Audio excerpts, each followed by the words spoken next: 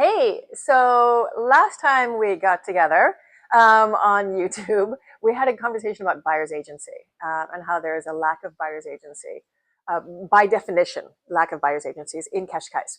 Since I'm the dedicated buyer's agent, my happy place is working with you guys from beginning to end, from A to Z. So the minute we meet, you will go onto Idealista and send me all your favorites. We don't engage other agents, and then we work together trying to find the best property. As we talked about last time, 51's my limit, but I do want you to really, really exhaust your search, because when we walk into that house, I want you to know that this is the one. And I want you to have seen enough properties to know that this is the one. So here's an example. Last week, a client, and I say that loosely, we'd seen a number of properties together, but I never had the talk, which is, do you want to go out with me? We should be steady. We should be loyal to each other. It should just be you and me. So that is what we didn't talk about. And then last week I sent her a listing and she's like, oh, I just saw that. I'm like, oh, okay. So that sucks. But she's like, so, and we really like it. She's like, it's not exactly perfect, but we think we might pursue it. I'm like, okay, congratulations. Great. I'm so happy for you.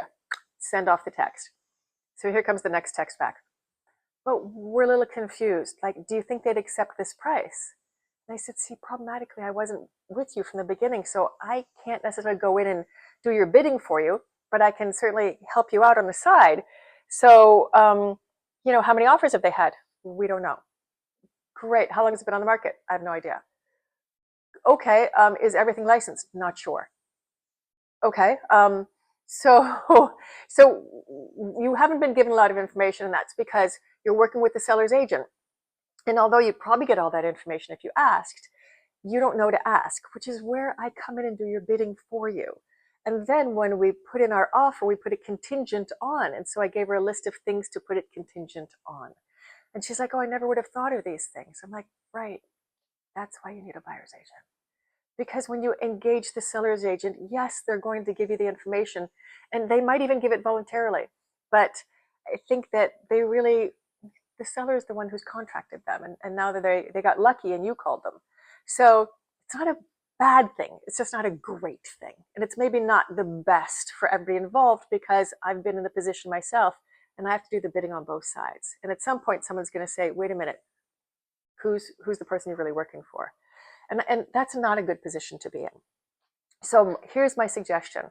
Once again, find a buyer's agent that you think is great, and then start with them from the beginning to the end.